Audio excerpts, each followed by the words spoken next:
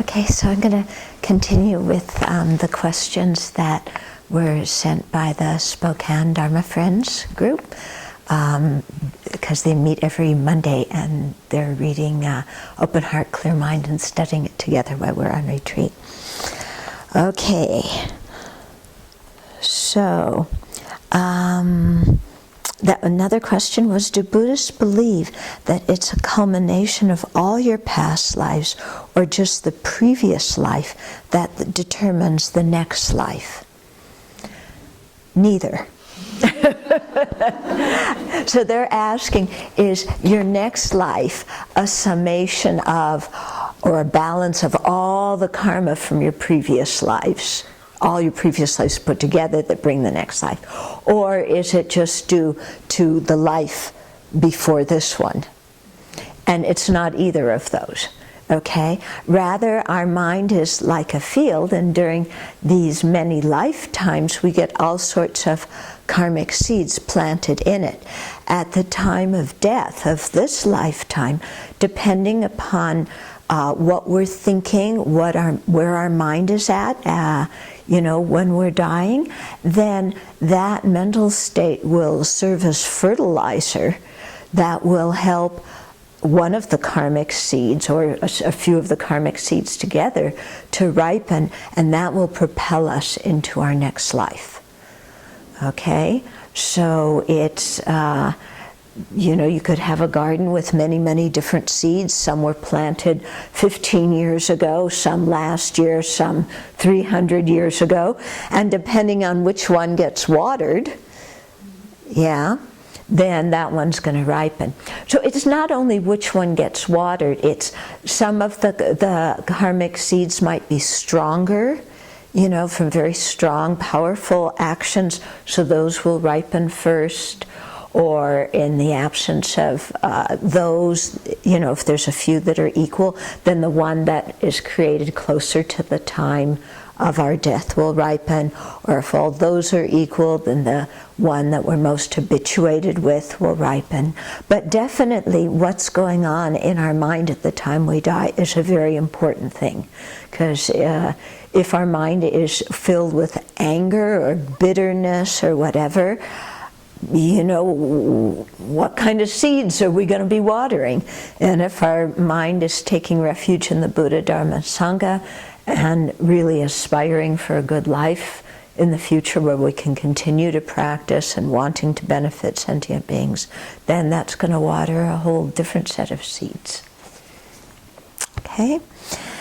Then they said, there is mention about spending 7 weeks in the bardo. Is this literal? So the bardo in Mahayana Buddhism is said to be an intermediate state between one lifetime and the next. Not all beings go to the bardo. For example, if you've created very heavy negative karma, let's say from the 5 heinous actions, you don't spend any time in the bardo. You go to the hell realm directly, If you're going to be reborn, some realms, let's say some of the God realms and the hell realms where, the beings are born spontaneously, then there's no bardo period when you're going to be reborn there. So if you're going to be reborn as a human or an animal, you might spend some time in the bardo because maybe you have karma to be born as the child of certain parents, but your parents aren't together at that moment to be able to conceive the child.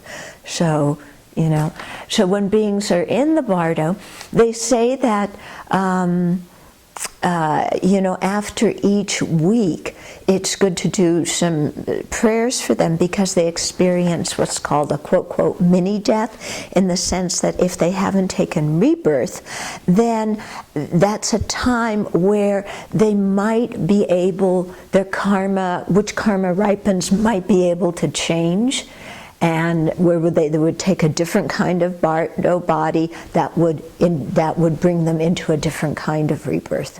So that's why after each week up until 7 weeks, we do, you know, different pujas and prayers for people. Now, why it's 7 weeks and not 6 weeks and not 8 weeks? When I've asked this kind of question to my teachers, they say, well, one is too few and the other is too many. And then we all laugh. So that's the reason why. Okay, and then can you be reborn as an animal or any other life form after human life? Yes, of course. It isn't necessarily a directly upward thing. You know, human life is very special, and human intelligence is very potent, and depending upon how we use it, we can create the cause for good rebirths or for bad rebirths. You know, sometimes we look at the way human beings act and we say they act worse than animals. Yeah, I mean, animals only kill either for food or because they're threatened.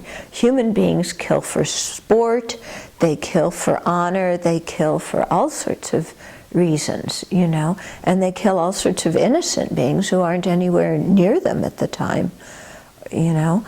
So, you know, it's not that once you have a human rebirth, you've reached a stable situation. You know, because it depends a lot on what we do with this rebirth. It also depends on what karmic seeds we have from previous rebirths, and, you know, what ripens at the end of this rebirth too. Because it's not necessarily a karma from this life that's going to ripen and propel us into the next life.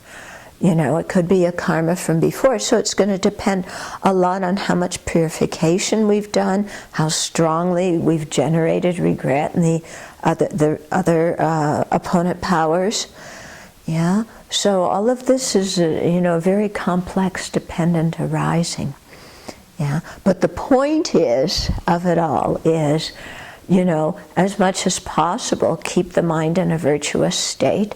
You know, abandon creating negative actions, create as many positive actions, you know, and purify the negative actions we've created.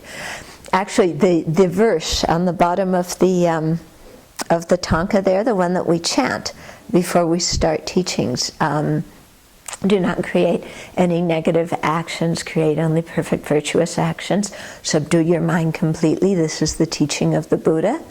That sums it up. Okay?